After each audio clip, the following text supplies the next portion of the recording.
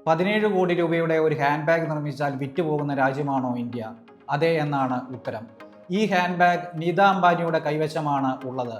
മുകേഷ് അംബാനിയുടെ ഭാര്യ. ഇന്ത്യയിലെ ഏറ്റവും ധനിക കുടുംബത്തിന് 17 അല്ല 170 കോടി മുടക്കിയും ഹാൻഡ് ബാഗ് വാങ്ങാം. അതിൻ്റെയൊക്കെ ആവശ്യമുണ്ടോ എന്ന ചോദ്യം അത് വേറെ നിൽക്കട്ടെ. ഹെർംസ് ബ്രിക്കിന്റെ ഏറ്റവും വില കൂടിയ ബാഗാണ് സാക് ബിജോ. ഈ ഇനത്തിൽപ്പെട്ട 3 ബാഗുകളെ ലോകത്തുള്ളൂ. ഓരോന്നിനും ഇത് തന്നെ വില.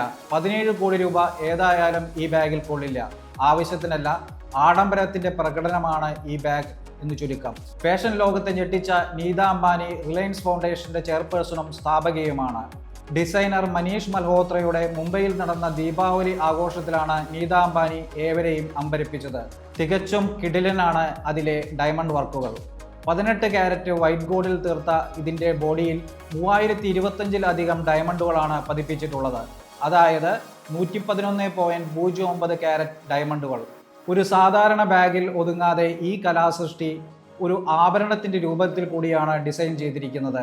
ബ്രേസ്ലെറ്റായും കട്ടിയുള്ള കമ്മലായും നെക്ലസായും ഇതിൻ്റെ ഭാഗങ്ങൾ ഉപയോഗിക്കാൻ സാധിക്കും.